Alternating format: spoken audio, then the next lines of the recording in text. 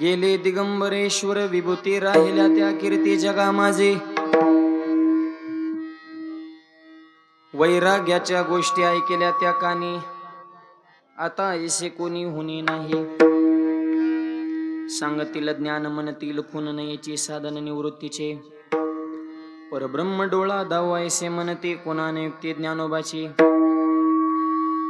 सांगतील अर्थ करतील परमार्थ नवे हा एकांत सोपानाचा. नामा म्हणे देवा सांगून आकाई नये मुक्ताबाई गुह्य तुझे. वैराग्याच्या गोष्टी ऐकल्या त्या कानी आता ऐसे कोणी होणे नाही. विडल विडल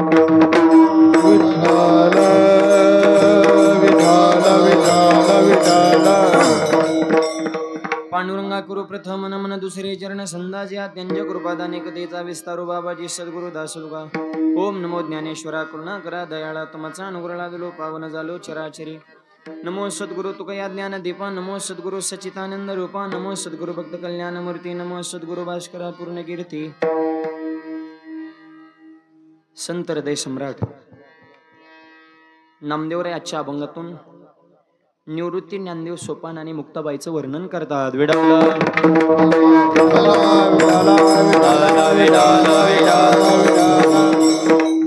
ईश्वरा समान असणाऱ्या विभूतींचं वर्णन करणारा, त्यांच्या चरित्राचं चिंतन करणारा हा अभंग सेवेकरता घेण्याचं कारण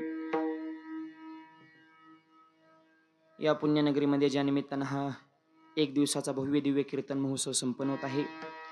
आपल्या सर्वांचं आदरणीय वंदनीय सर्वांना हवं हवं असं वाटणारं व्यक्तिमत्व वैकुंठवासी सुलोचनाताई साळुंके आजींचं हे प्रथम पुण्यस्मरण अर्थात वर्षश्राद्ध त्यांचा संपूर्ण साळुंके परिवार आणि या परिवारातील जे परमार्थ स्नेह आदरणीय एकनाथरावजी साळुंके असतील त्यांचे तीनही चिरंजीव वसंतराव साळुंके, रामदास साळुंके आणि बाळासाहेब साळुंके आणि एक कन्या मंगल मोरे. 3 मुलं आणि एक कन्या. म्हणजे अभंगात जसं तसंच आहे. निवृत्ती ज्ञानदेव सोपान एक कन्या मुक्ताबाई. तसा हा प्रसंग याही परिवाराच्या एक योगायोगाची गोष्ट आहे. या कार्यक्रमासाठी विशेष ज्यांनी आग्रह घेतला असे आमचे परमार्थ असणे आमचे वसंत भाऊ. त्यांची खूप इच्छा होती की माऊलींची सेवा व्हावी म्हणून भेट घेण्यासाठी कर्जतला आश्रमावरती सुद्धा आलेले होते. या कार्यक्रमासंदर्भात ज्यांनी विशेष आग्रह घेतला आमच्या अळसुंदे गावचं भूषण आणि जिल्ह्याच्या राजकारणामध्ये विशेष ज्यांचं वजन आहे असे आदरणीय बाळासाहेब दादा साळुंके. दादांनी या कार्यक्रमासंदर्भामध्ये विशेष आग्रह घेतला. दादा या कार्यक्रमाला उपस्थित राहणार आहेत. तसेच उपस्थित सर्व रते महारथी मंडळी. साळुंके परिवार म्हणजे आमच्या गावातलंच हे कुटुंब आहे अळसुंदे. त्याच्यामुळे एक विशेष जिव्हाळा या परिवाराविषयी आमच्या या अंतःकरणामध्ये आहे आणि या विशेष अनुषंगाने ही सेवा या निमित्तानं उपस्थित सर्व रते महारथी मंडळी सगळ्यांच्या चरणावर नतमस्तक सेवेला प्रारंभ.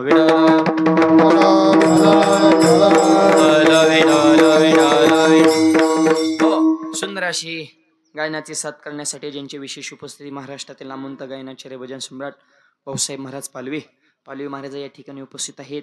तसेच माझे वडील आणि माझे गुरु आणि आमच्या सगळ्या मित्रमंडळींचे सगळ्यांचे मार्गदर्शक असे आदरणीय वंदने आमचे भाऊ वडीलही या ठिकाणी उपस्थित आहेत. त्यांच्या चरणी मी साष्टांग दंडवत अर्पण करतो. गायनाचार्य आमचे सोमनाथ महाराज राऊत असतील, गायनाचार्य आमचे प्रवीण महाराज पठाडे, तसेच आपल्याच गावातील आमचे रामदास महाराज मोरे ते या ठिकाणी उपस्थित आहेत. दोन्हीही मृदुंगाचार्य अत्यंत सुंदर नेहमी माझ्या सोबत असतात. असे आमचे राईट हँड आणि लेफ्ट हँड म्हणलं तरी काय हरकत नाही असे महाराष्ट्रातील नामवंत मृदुंगाचार्य आमचे प्रसाद महाराज मरळ आणि त्यांच्याच वारकरी शिक्षण संस्थेतील हे सर्व बालटाळकरी आपण पाहत आहोत. आपल्याच परिसरामध्ये बारडगावमध्ये सुंदर अशी त्यांची वारकरी शिक्षण संस्था आहे. असे आमचे प्रसाद महाराज मरळ, त्यांना मनापासून धन्यवाद. सुंदर अशी मृदुंगाची साथ करण्यासाठी आमचे मृदुंग सम्राट आमचे मारुती महाराज ते या ठिकाणी उपस्थित आहेत. हार्मोनी वादक आदरणीय आमचे मोरे महाराज ते या ठिकाणी उपस्थित आहेत. त्यांनाही मनापासून धन्यवाद. अगोदर ज्यांनी मृदुंगाची साथ केल्याशे नामवंत मृदुंगाचार्य आमचे अमर महाराज मोरे ते या ठिकाणी उपस्थित आहेत.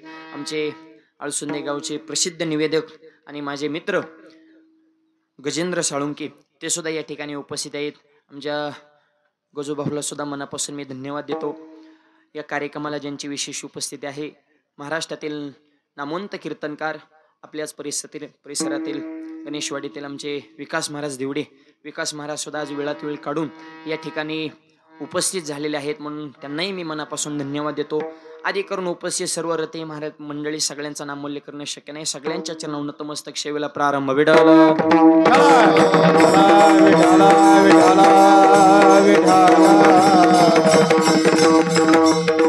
एका मातेचं हे पुण्यस्मरण आहे. या जगामध्ये 3 व्यक्तीला कधी सर येऊ शकत नाही. एक, ग्रंथ म्हणलं की गीता, आवाज घेतला वाढा वरचा नाही. पतिव्रता म्हणलं की सीता, आणि प्रेम म्हणलं की माता. विठ्ठल हो, गीतेसारखा ग्रंथ नाही, सीतेसारखं पातिव्रत्य नाही, आणि आईसारखं प्रेम नाही. संत वाङ्मयामध्ये जिथं जिथं प्रेमाचा दृष्टांत आलेला आहे तिथं तिथं संतांनी, इको आहे का थोडा, इको कमी ठेव का, करण्याचा आवाज कमी ठेवा, थोडासा डबल आवाज येऊन देऊ नका, खालचा वाढवा. इको फक्त गायन करताना बोलताना कमी. संत वाङ्मयामध्ये जिथं जिथं प्रेम हा शब्द आलेला आहे तिथं संतांनी विशेष करून आईच्या आणि मुलाचा प्रेमाचा दृष्टांत दिला. ज्ञानोबऱ्यास सांगतात, ना तरी बालक बोबडा बोली, का वाकुडावी चुका पावली, ते चोज करून माऊली रे जे. मुलगा कसाही असू द्या, तो आपल्या आईला इतका प्रिय, चांगला असेल असं नाही, कसाही असू द्या. आंधळे पांगळे मुके आनर्ग,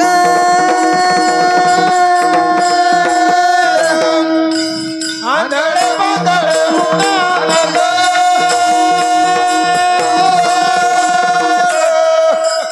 जीवा परिस बाळ पडेंते माते, पडेंते माते यंते माते. आंधळे पांगळे मुके आनर्ग,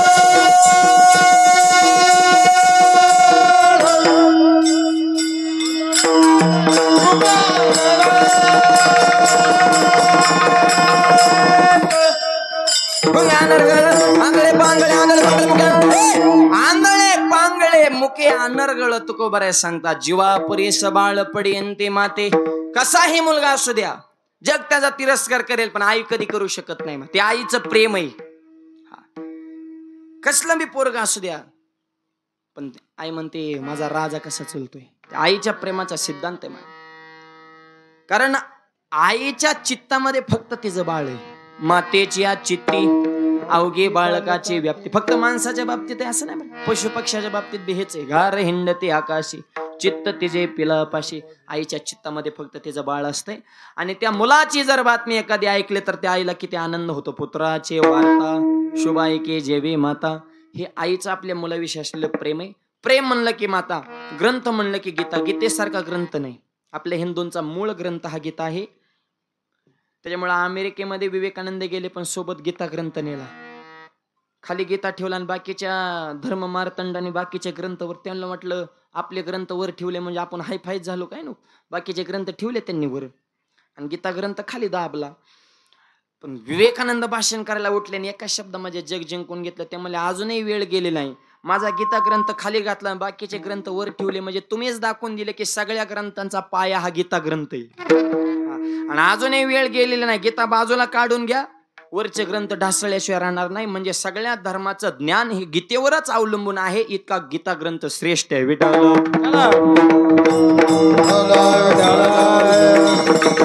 तुम्हाला महाराज लय छान आहे पण संस्कृत आहे हो, वाचता येत नाही. सामान्य मराठी माणसं आहे, नका ना गीता वाचू. ते गीतेवर एक अलंकार चढवलाय बघा.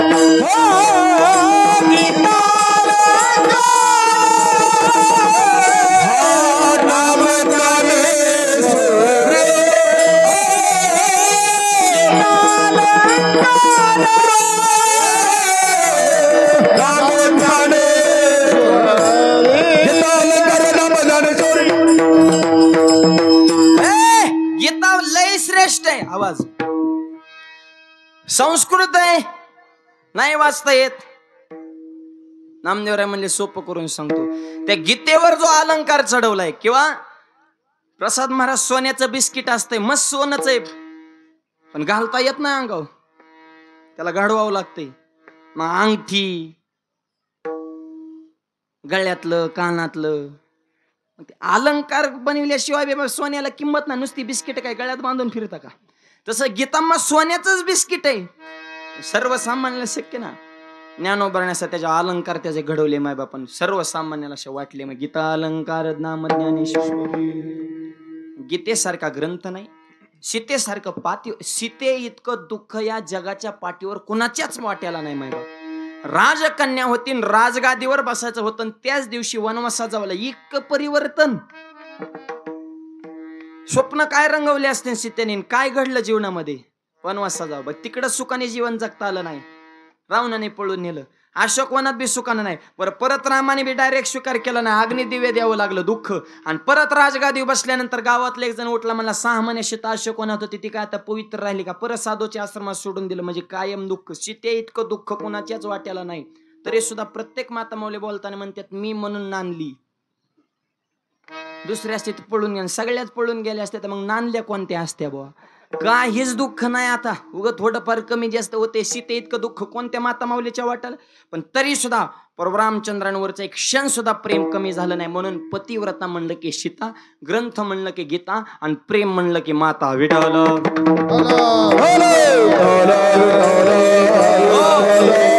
अशा या भाग्यवान मातेचं हे पुण्यस्मरण आहे. या निमित्तानं हा अन्नदानाचा, ज्ञानदानाचा सुंदर कार्यक्रम या परिवारानं आयोजित केलेला आहे. पितृणातून मुक्त होण्यासाठी आजचा कार्यक्रम आहे.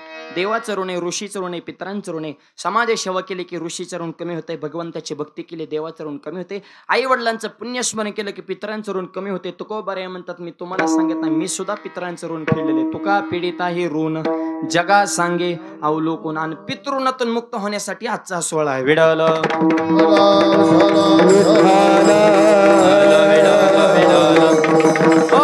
आणि या निमित्तानं नामदेवरायांचा अभंग शिवेकरिता घेतलेला आहे. आजच्या अभंगातून नामदेवराय ईश्वरा समान असणाऱ्या विभूतींचं वर्णन करतात. गेले दिगंबरेश्वर विभूती, राहिल्या त्या कीर्ती जगा माझी. गेले, अभंगाची सुरुवातच गेले शब्दांनी. गेले म्हणजे राहण्यासाठी तर कोणीच आलं नाही, सगळे जाण्यासाठीच आलेले.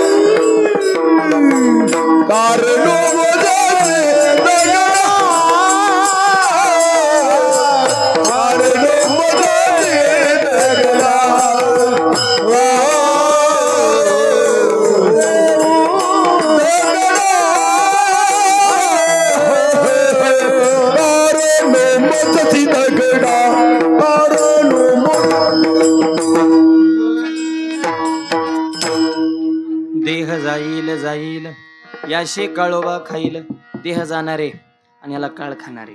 गेले दिगंबर, गेले म्हणजे राहण्यासाठी कुणीच आले नाही, तर प्रत्येकाला येते ना एवढं गेले राव रंग गेले राव रंग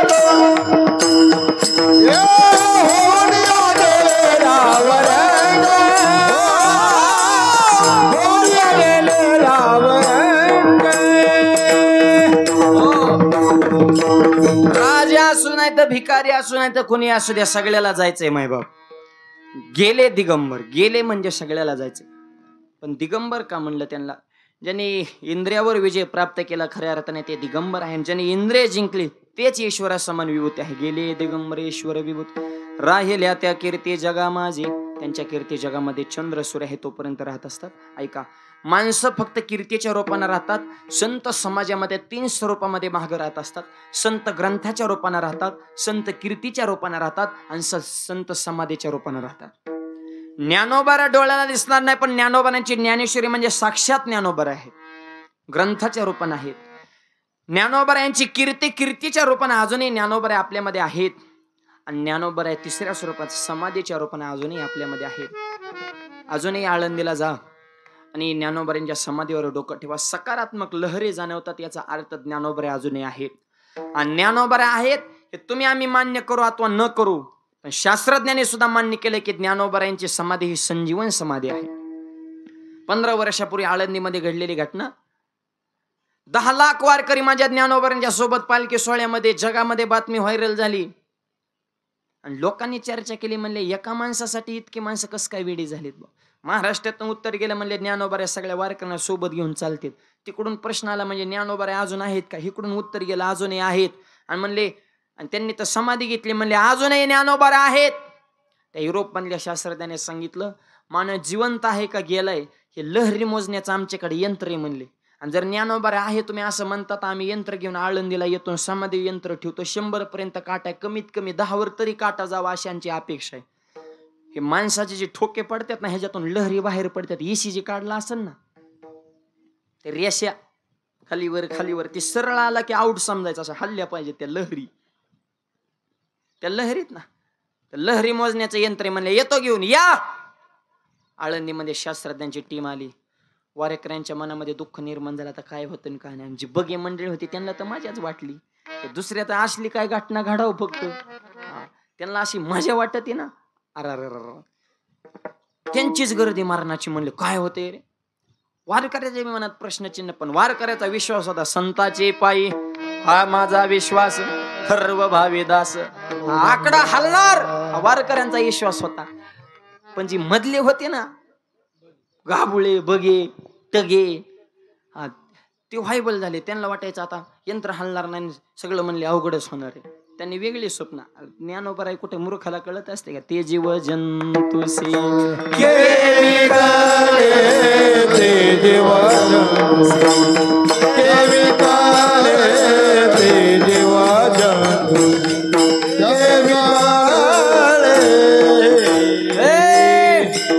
तेथील प्रमाण नेनवे वेदाशी. वेदाला ज्ञानोबारा कळलं ना विकास महाराज. वेद सुद्धा म्हणला की वेदशास्त्र देते ग्वाहीन म्हणते ज्ञानाबाई.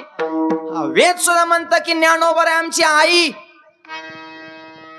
आणि तुम्हाला एखादच कळाना ना, असल्या मूर्खांना कुठं ज्ञानोबारा कळत असतात का? तुम्हाला फक्त मंगळवार आणि शुक्रवार पाहिजे. आणि तसली मूर्ख माणसं हिथं येऊन आम्हाला त्रास देतात. कीर्तन करताना धोतर का घालता, बरमुड्याव करू का?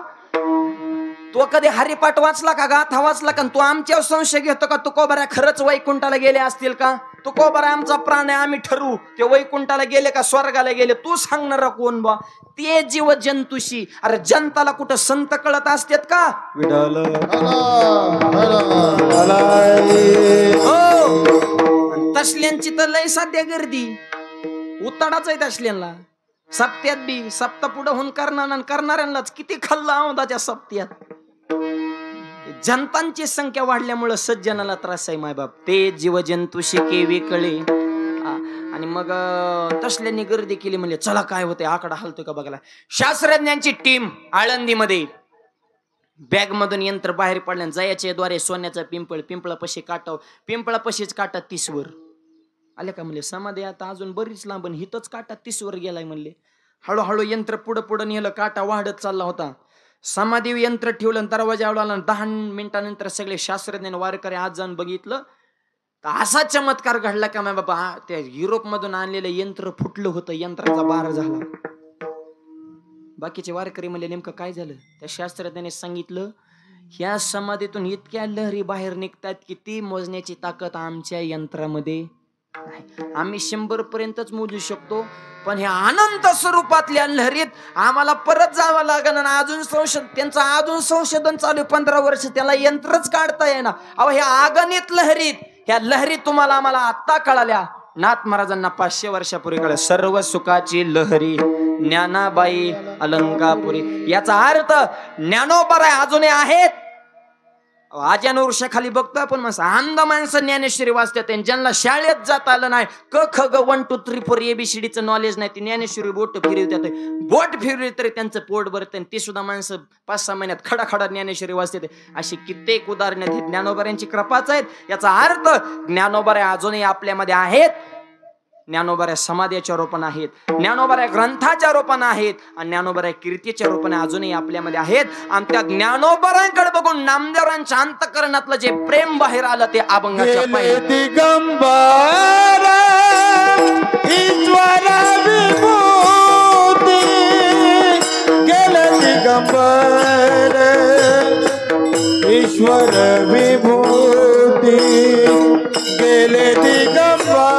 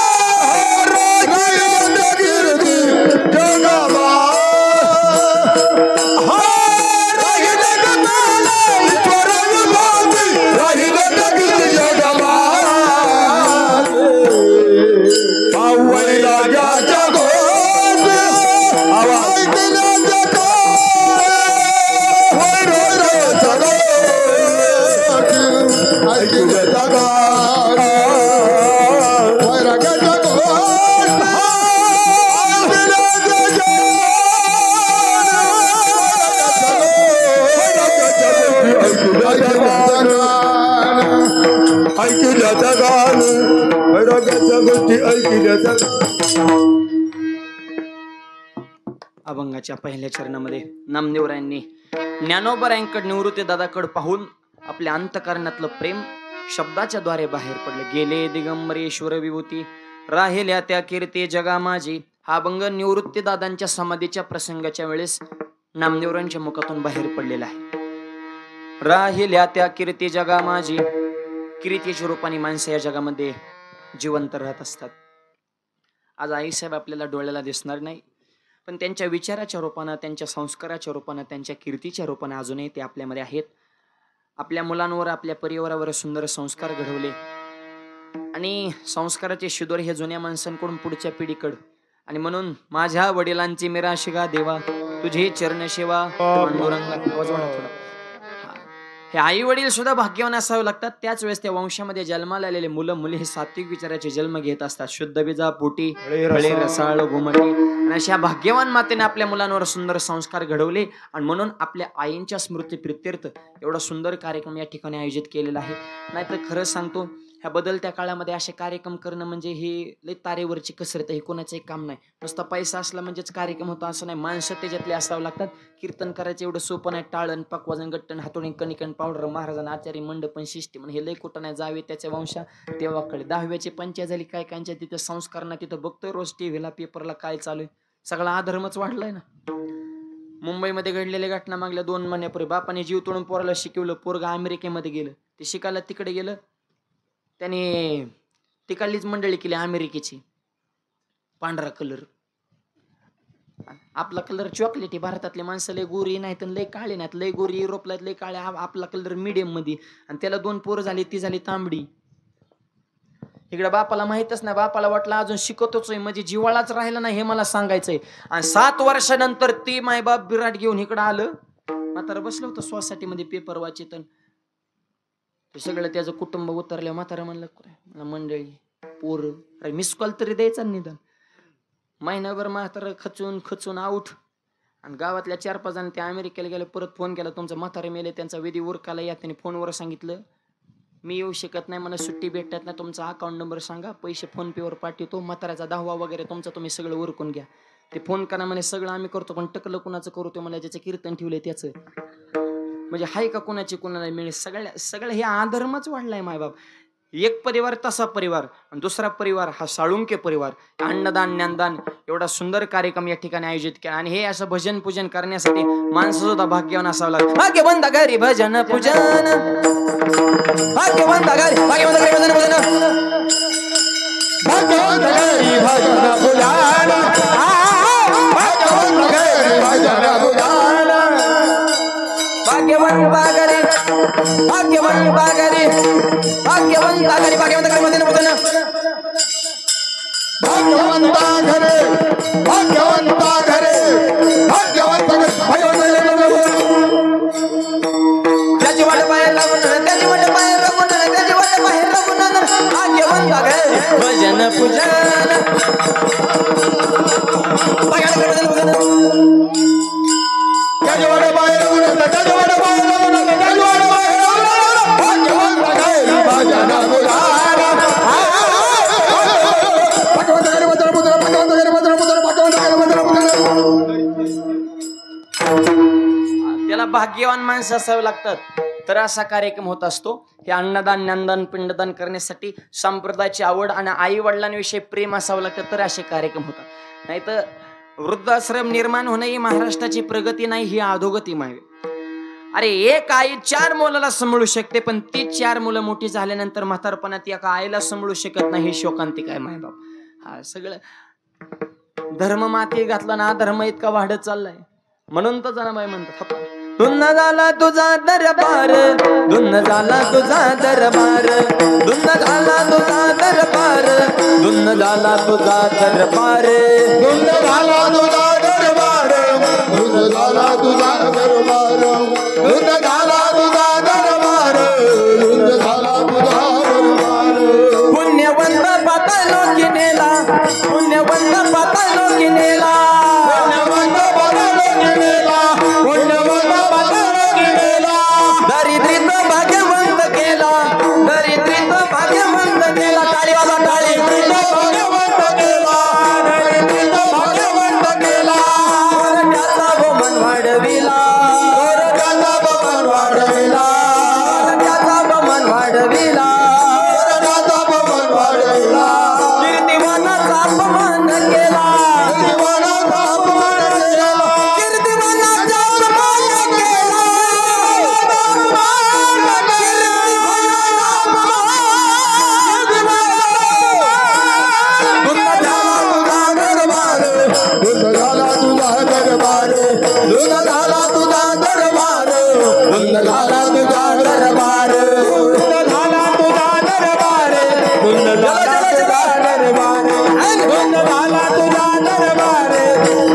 झाला तुझा दरबार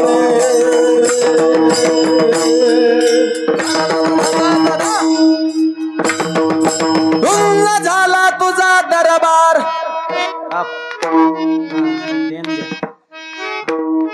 दरबार धुंद झालेला सगळं अवघड झाले. 10 मिनिटं टीव्ही बघा दिवसभर कर बनताय. काय त्या टीव्हीला चांगलंय? दरादरी वाडावडी आपटापटी उचला उचली पळपळी बुकाबुकी थुकाथुकी ह्याची आली आणि त्याची गेली.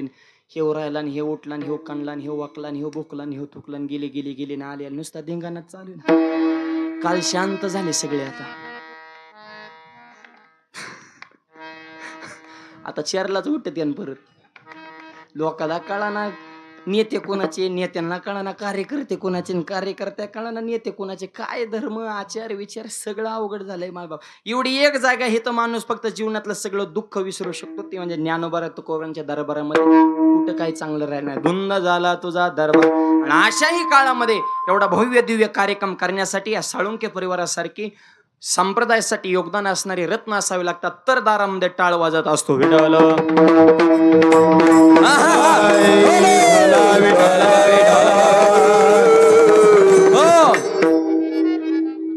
आणि म्हणून या परिवाराला द्यावे तेवढे धन्यवाद थोडे आहेत. आणि या परिवाराने ही जी मानवता कमावली आज एवढे उन्हाचा काळ असून सुद्धा आपण बहुसंख्येने या कार्यक्रमाला उपस्थित झाला. या साळुंके परिवाराने जी मानवता आणि आईंचे जे संस्कार या पिढीवर या पुढच्या पिढीवर परावर्तित झालेले आहेत त्या संस्काराचं प्रतीक असणाऱ्या सर्व संख्येवरून लक्षात येते. श्राद्ध आपण करतो यात नवल नाही. जगद्गुरु तुकोबाने सुद्धा त्यांच्या वडिलांचं श्राद्ध अत्यंत थाटामाटामध्ये केले. आणि नाथ महाराजांनी सुद्धा पितृपक्षामध्ये पितर जेवायला घातले. हा शास्त्राचा सिद्धांत आहे.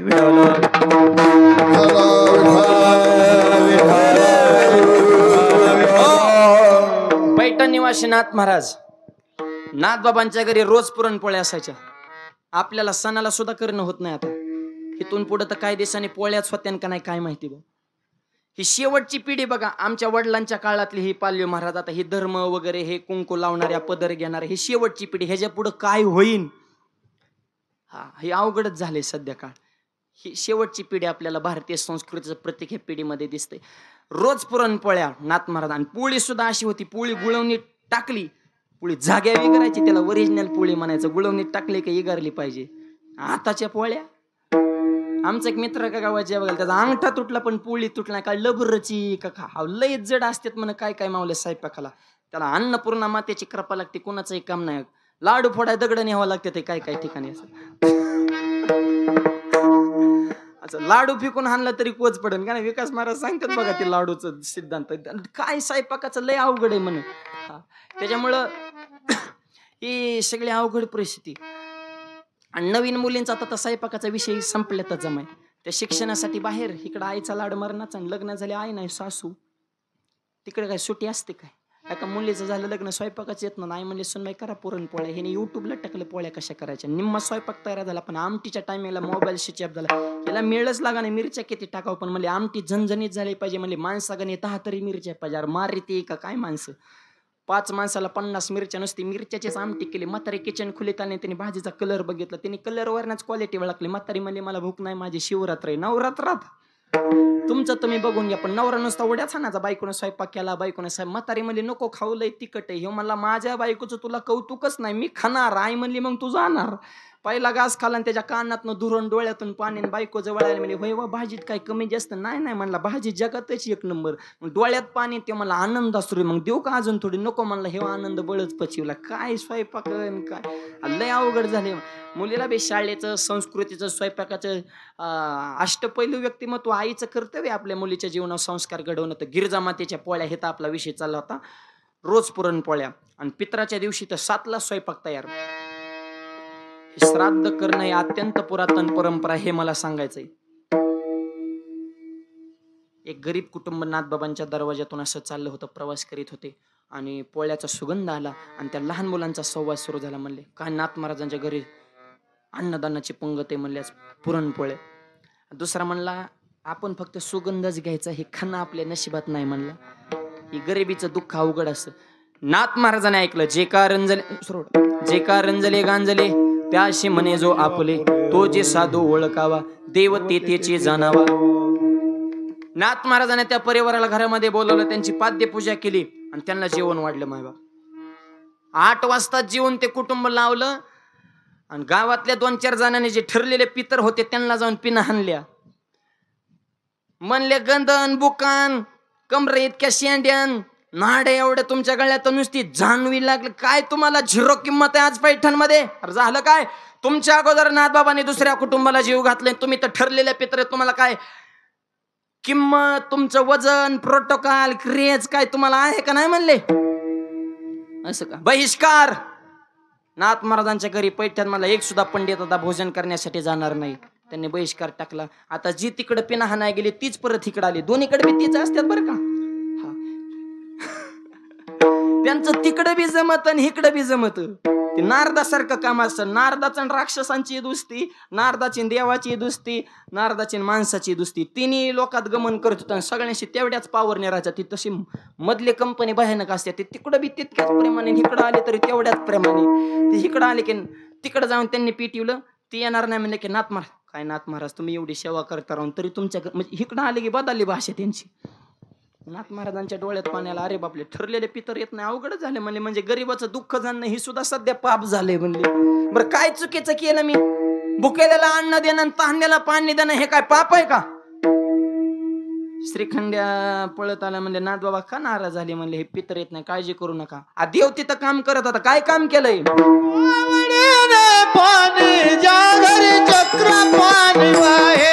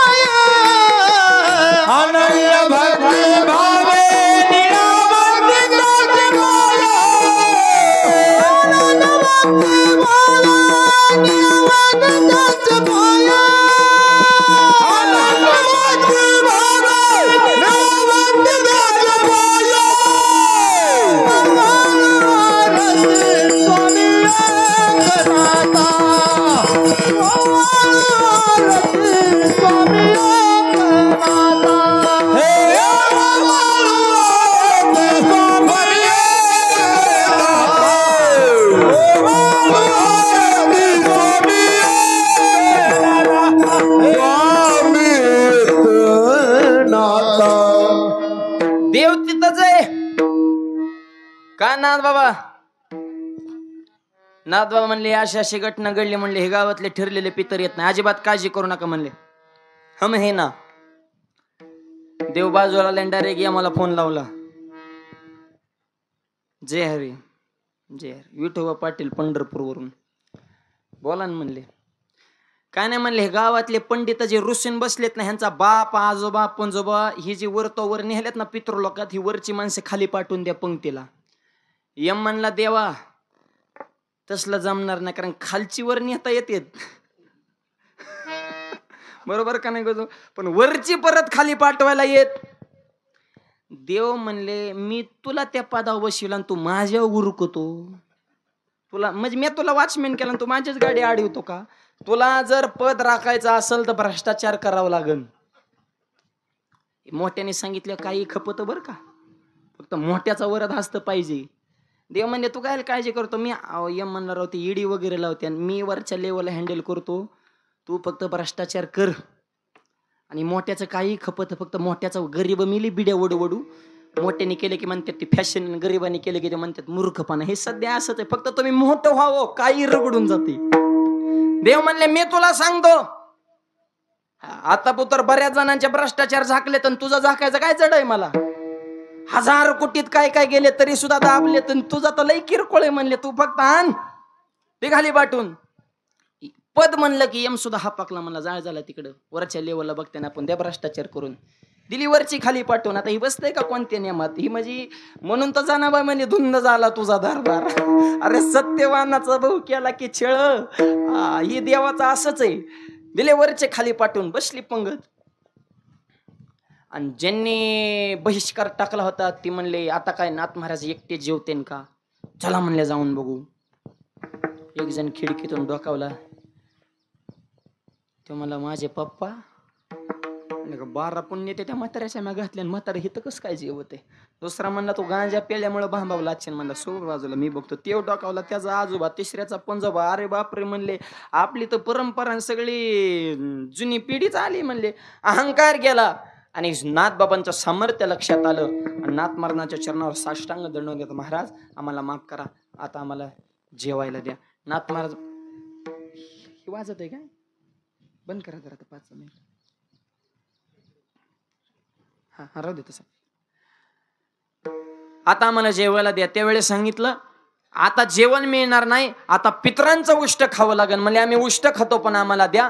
याचा अर्थ पितृपक्षामध्ये पितर जेवायला घालणं ही परंपरा अत्यंत पुरातन आहे. आणि स्वर्गातले पूर्वज वरून खाली आणण्यासाठी सुद्धा त्याला हिमालयासारखं वैराग्य असावं लागतं. आणि असे वैराग्य महामेरू नाथबाबांसारखे महात्मे हिथून पुढच्या काळामध्ये होणार नाहीत. अभंगाच्या दुसऱ्या चरणात